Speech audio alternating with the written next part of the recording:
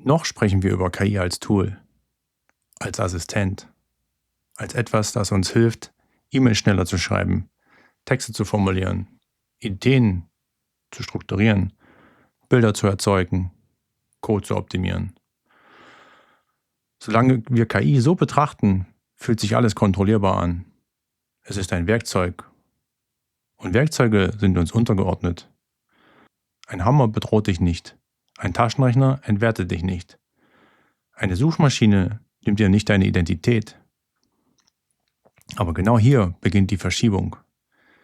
Wir sprechen bald nicht mehr nur über KI als Aufgabenlöser. Wir sprechen über Systeme, die denken. Nicht im menschlichen Sinn, aber funktional. Systeme, die Probleme nicht nur ausführen, sondern strukturieren. Die nicht nur reagieren, sondern antizipieren. Die nicht nur Antworten geben, sondern Strategien entwickeln. Und der nächste Schritt geht noch weiter. Selbstoptimierung. Ein System, das sich selbst analysiert, seine eigenen Fehler erkennt, seine eigenen Prozesse effizienter macht, seine eigene Leistung steigert. Das ist kein statistisches Werkzeug mehr. Das ist Dynamik. Und genau hier taucht ein Begriff auf, der in den nächsten Jahren immer zentraler wird. AGI, Artificial General Intelligence. AGI bedeutet nicht einfach nur noch ein bisschen smarter. AGI bedeutet ein System, das grundsätzlich jede kognitive Aufgabe lernen kann, die auch ein Mensch lernt. Nicht nur Texte schreiben, nicht nur Bilder erzeugen, nicht nur Diagnosen unterstützen, sondern Wissen übertragen zwischen Bereichen. Wenn es etwas in der Medizin lernt, kann es das in der Ökonomie anwenden. Wenn es Strategien in der Spieltheorie versteht, kann es diese auf politische Prozesse übertragen. Wenn es Muster in Sprache erkennt, kann es diese auf Verhalten anwenden. Und das ist entscheidend. Denn das ist nicht Spezialisierung. Das ist Generalisierung. Und Generalisierung war bisher eine zutiefst menschliche Fähigkeit. Über Jahrtausende war Denken unsere letzte Exklusivität. Wir hatten keine stärksten Körper, keine größte Geschwindigkeit, keine besten Sinne. Wir hatten Abstraktion, Planung, Mustererkennung, strategisches Denken. Und genau das steht jetzt zur Skalierung. Wenn Muskeln ersetzt werden, verschiebt sich Arbeit. Wenn Denken ersetzt wird, verschiebt sich Hierarchie. Und Hierarchie ist psychologisch sensibel. Denn Intelligenz war nie nur Fähigkeit, sie war Rang. Wer besser analysieren konnte, hatte Einfluss. Wer strategischer war, hatte Macht. Wer komplexe Zusammenhänge verstand, hatte Status. Wenn Denken demokratisiert wird, wenn jeder Zugriff auf überlegene Analyse bekommt, verliert dieser Rang seine Exklusivität. Und das fühlt sich nicht sofort dramatisch an. Es fühlt sich subtil an. Du merkst es vielleicht, wenn du eine komplexe Entscheidung treffen willst und ein System dir in Sekunden eine strukturierte Analyse liefert, für die du früher Stunden gebraucht hast. Du merkst es, wenn du einen Text schreibst und das System ihn klarer formuliert, als du es spontan könntest. Du merkst es, wenn du argumentierst und das System Gegenargumente schneller erkennt als du. Und dein Nervensystem lernt. Geschwindigkeit ist Normalität. Struktur ist Standard. Präzision ist Erwartung. Und alles, was langsamer ist als du, fühlt sich plötzlich weniger effizient an. Nicht objektiv, subjektiv. Und subjektiv reicht. Denn Identität entsteht nicht nur aus Fakten. Sie entsteht aus Vergleich. Wenn du unbewusst anfängst, dich mit einer Maschine zu vergleichen, verändert sich dein inneres Bild von genug. Und das ist der Punkt, an dem es nicht mehr nur um Technik geht, sondern um Selbstwert.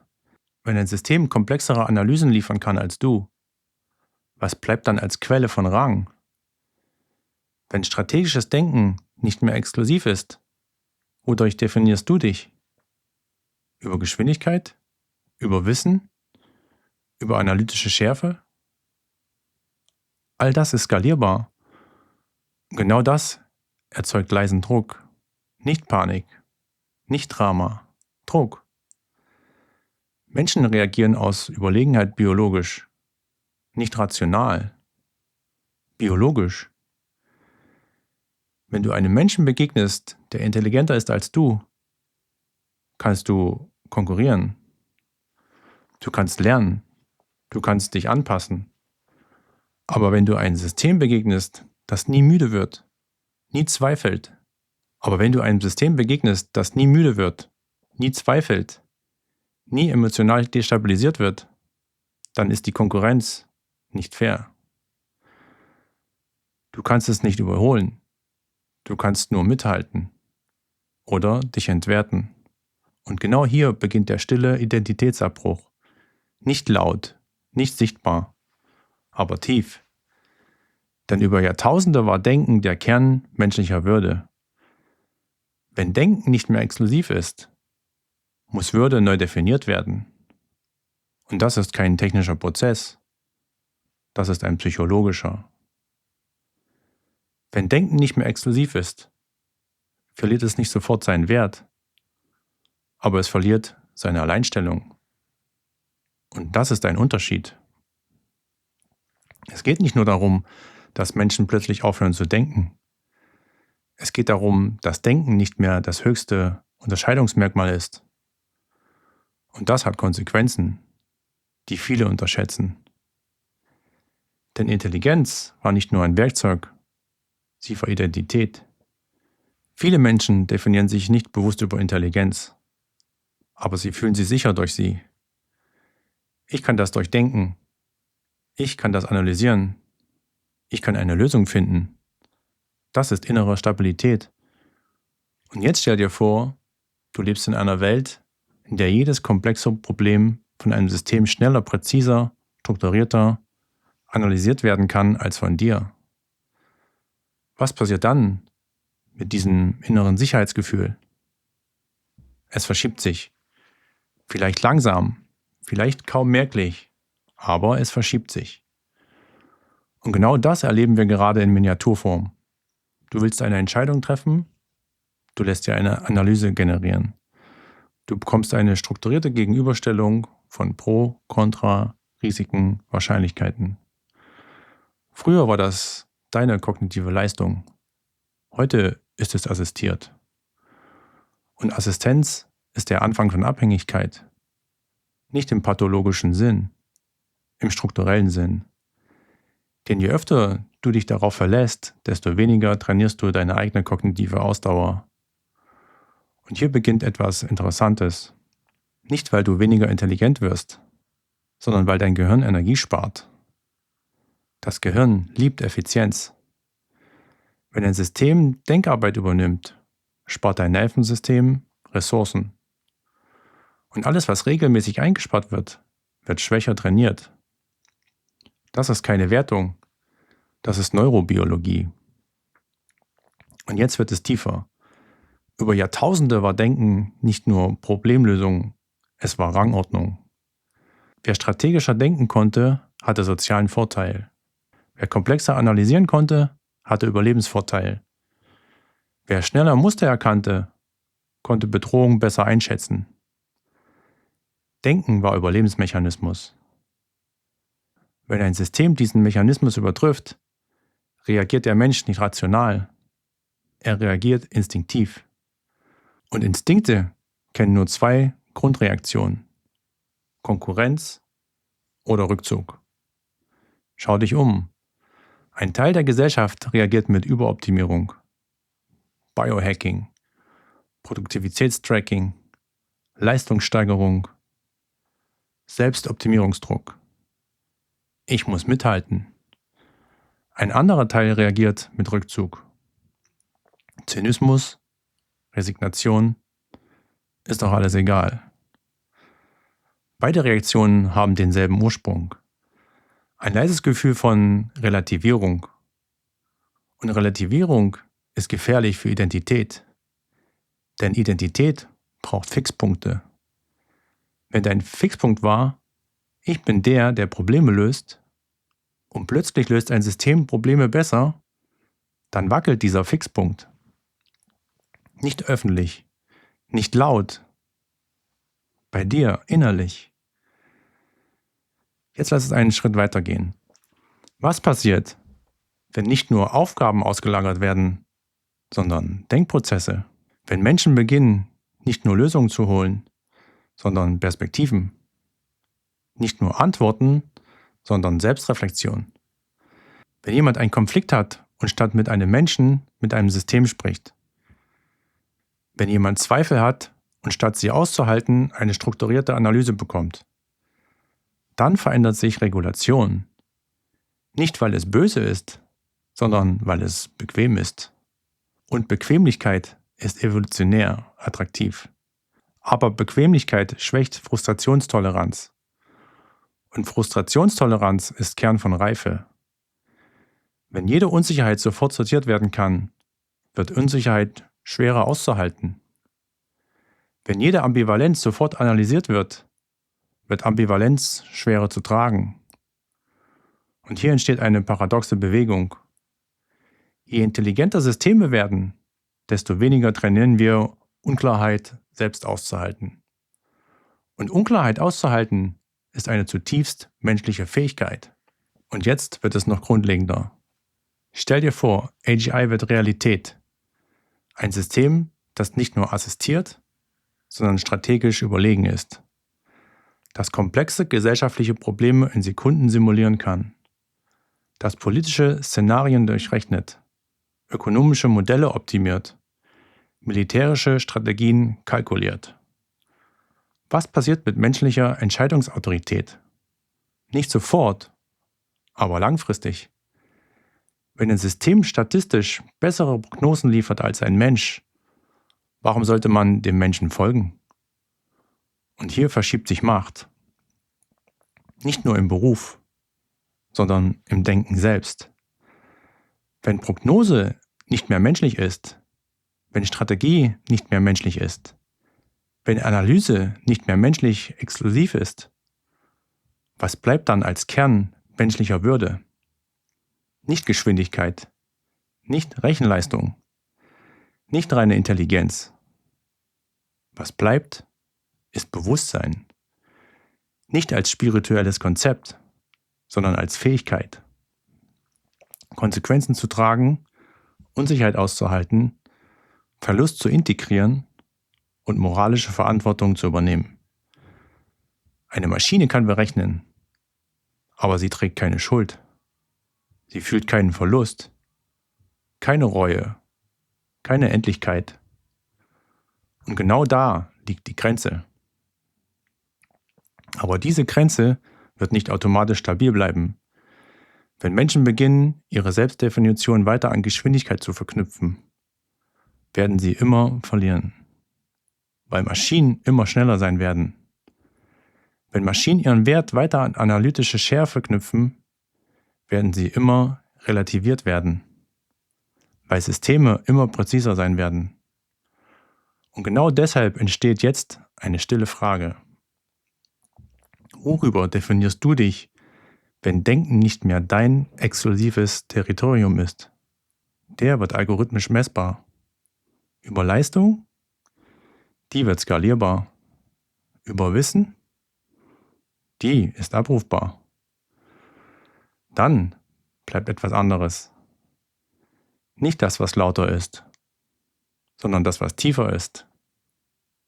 Haltung, Integrität, Verantwortung. Die Fähigkeit, mit Macht umzugehen, ohne sie zu missbrauchen.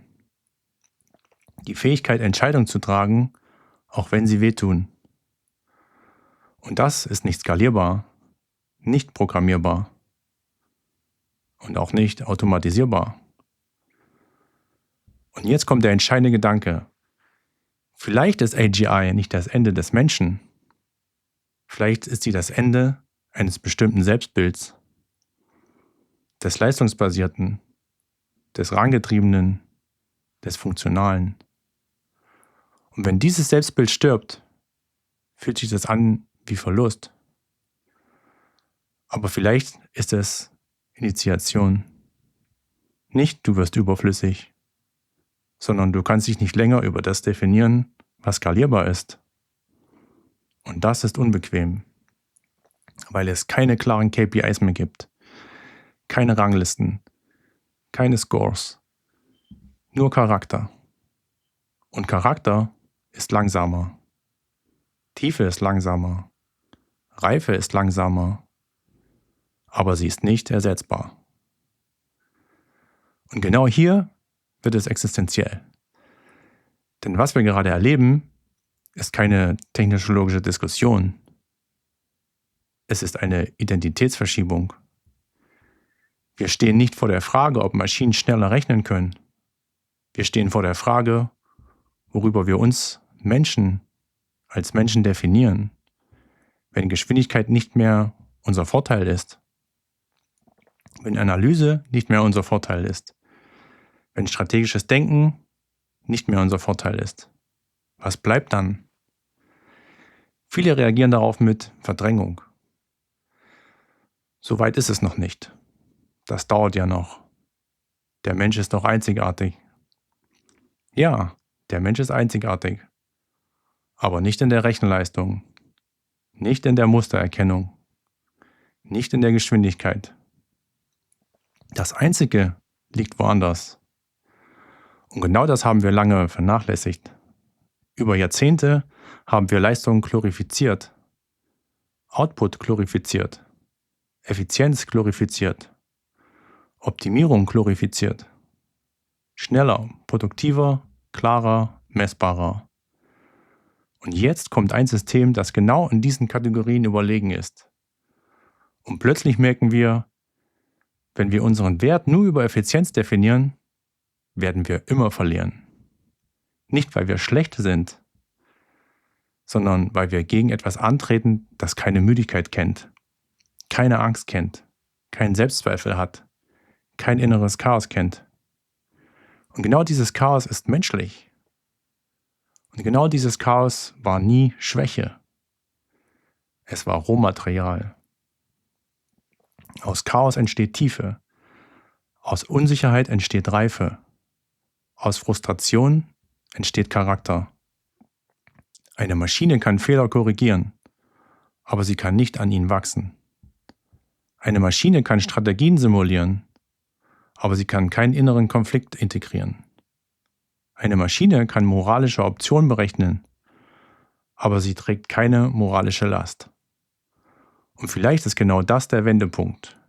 Vielleicht zwingt uns diese Entwicklung nicht in Bedeutungslosigkeit, sondern in Ehrlichkeit. Ehrlichkeit darüber, worüber wir uns wirklich definieren.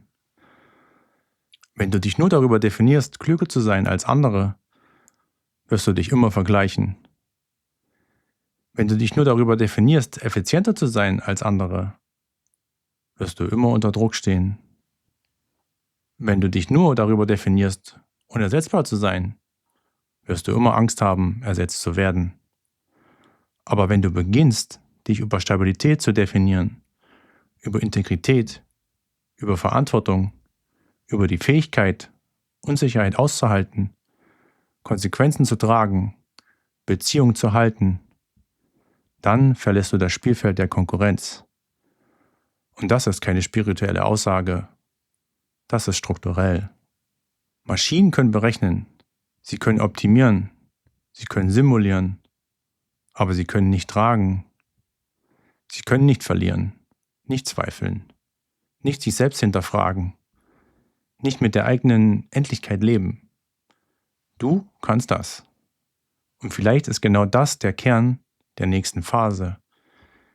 Nicht wie werde ich schneller, sondern wie bleibe ich stabil, wenn alles andere schneller wird. Nicht wie übertreffe ich das System, sondern wie verliere ich mich nicht im Vergleich mit ihm. Denn der gefährlichste Moment ist nicht der, in dem die Maschine klüger wird, sondern der, in dem du beginnst, dich nur über das zu definieren, was sie besser kann. Und dann verlierst du. Nicht gegen sie, gegen dich selbst. Vielleicht ist AGI nicht der Anfang vom Ende des Menschen. Vielleicht ist sie das Ende eines alten Selbstbilds. des Funktionalen, des Leistungsbasierten, des Ranggetriebenen. Und wenn dieses Selbstbild stirbt, fühlt sich das erst einmal wie Verlust an. Aber vielleicht ist es Initiation. Nicht du wirst überflüssig, sondern du musst dich neu definieren. Nicht über Intelligenz, nicht über Output, nicht über Vergleich, sondern über Bewusstsein, über Stabilität, über Verantwortung. Und genau da entscheidet sich, wer zerbricht und wer wächst. Wenn du tiefer in diese Gedanken einsteigen willst, wenn du die gesamte Folge hören willst, mit weiteren Beispielen, Vertiefungen und noch klareren psychologischen Linien, dann klick auf den Link zum Podcast dieser Folge unten in der Beschreibung. Dort gehen wir noch weiter. Das war André dekodiert.